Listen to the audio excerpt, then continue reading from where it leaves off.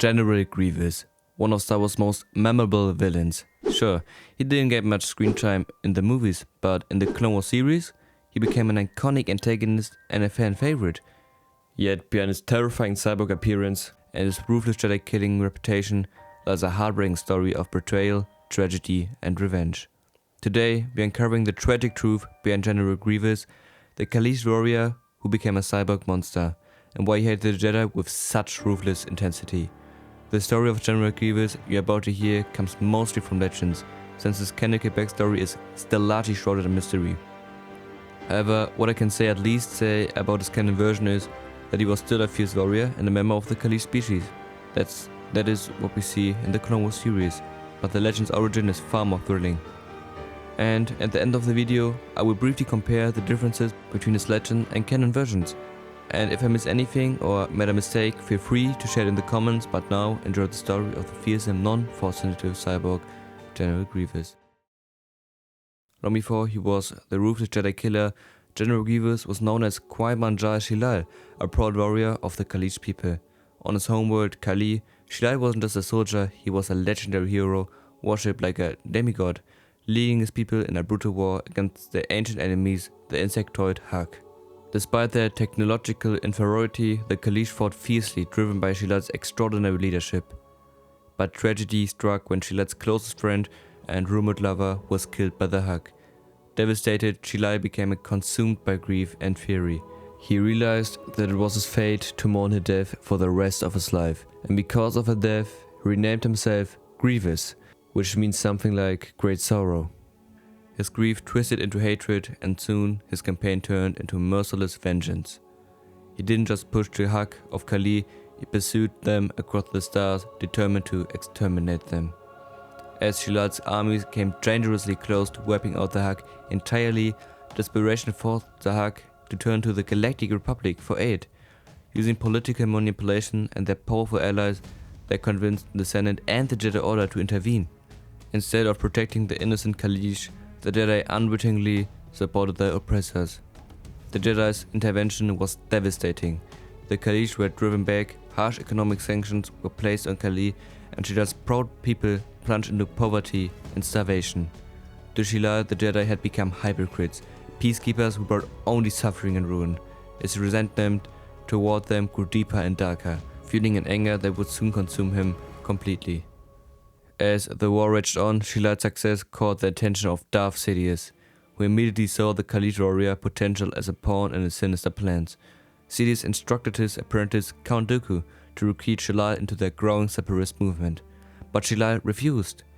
Loyal only to his people, he wanted nothing to do with galactic power games. Dooku, however, wouldn't take a no for an answer. Under Sidious' orders, Dooku rigged Shilal's shuttle with explosive, causing a devastating crash. Horribly injured and on the brink of death, Shilal's body was found, barely clinging to life. And you can already guess who was blamed for this accident.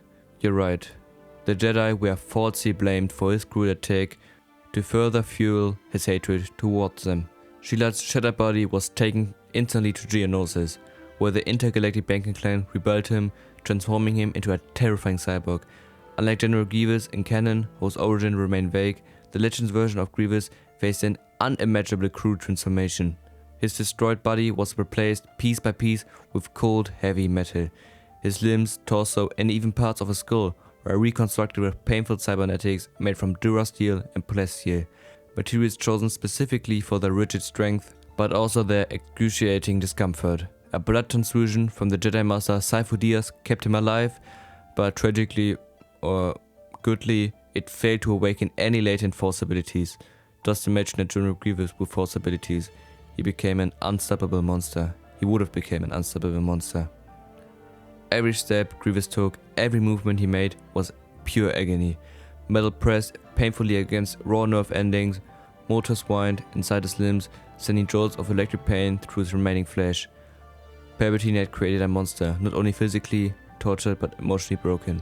You can see that exact pain in the Clone Wars series when a medical droid tries to remove his mask. Think about it, how his entire transformation must have felt. And as if the physical torment wasn't enough, Dooku also manipulated Grievous' mind. intensifying his hatred toward the Jedi to near insanity. Trained by Dooku and his Magna Guards, Grievous became a lethal Jedi killer, turning his unbearable pain into aggression and strength. His armor gave him immense power and lightning-fast reflexes, yet even his strength came with constant suffering. And did you ever ask yourself, why did Grievous always cough in Revenge of the Sith? Here's the explanation. In episode 3, during the Battle of Coruscant, Mace Windu crushed Grievous's chest armor with a force attack, permanently damaging his breathing system and weakening him just before his duel with Obi-Wan Kenobi. And this explains why, in Revenge of the Sith, Grievous struggles to fight at his peak, hindered by choking cores and damaged cybernetics. Despite all this pain, Grievous became one of the galaxy's most feared Jedi killers. His twisted revenge against the Jedi went beyond simply defeating them. He collected their lightsabers as trophies. Each lightsaber represented a slain Jedi, a perverse reminder of the revenge he vowed for the betrayal of his people. His strategy wasn't just physical, it was psychological. He enjoyed taunting and terrifying his Jedi opponents, breaking their confidence before delivering the killing blow. But this tactic was also key to his survival, because if he doesn't achieve to break the Jedi, they can just simply use the Force and easily win against General Grievous. Don't let your pursuit of trinkets cloud your reality. Remember what I taught you, General. If you are to succeed in combat against the best of the Jedi, you must have fear, surprise, and intimidation on your side. For if any one element is lacking, it would be best for you to retreat. You must break them before you engage them. Only then will you ensure victory and have your trophy. And that's also why Obi-Wan Kenobi was able to defeat Grievous, because Obi-Wan Kenobi wasn't terrified of General Grievous. And now, the comparison of the two origins. The origin of the canon version of General Grievous, seen briefly in the Clone Wars series, lacks the tragic death of his Legends counterpart. Legends Grievous is richer, emotionally scarred, and his hatred is genuinely understandable. It's General Grievous' sad and tragic backstory that made fans cherish the Legends backstory as a far more compelling version of the character. So, was General Grievous truly a monster, or was he a victim, twisted by tragedy, betrayal, and manipulation? His hatred for the Jedi was brutal, yes, but given everything he endured, was it really surprising? Grievous was a puppet, manipulated by Palpatine, consumed by pain and loss. But it was exactly that pain and hatred that made him strong, that transformed him from a proud Kaladesh warrior into a cyborg nightmare. In the end, Grievous was powerful, but utterly broken. Yet perhaps that's what made him so terrifying. Beneath the metal, he was still tragically human. But what do you think? Was Grievous a monster or a victim of his tragic circumstances? Let me know in the comments below, and if I miss anything, don't hesitate to point out. For me, General Grievous is such a tragic character because his hatred for the Jedi is basically nonsense. He was tricked by Count Dooku and fought basically for nothing. And this death about this character is why I like him so much. But anyway, thanks for watching, and as always, see you later.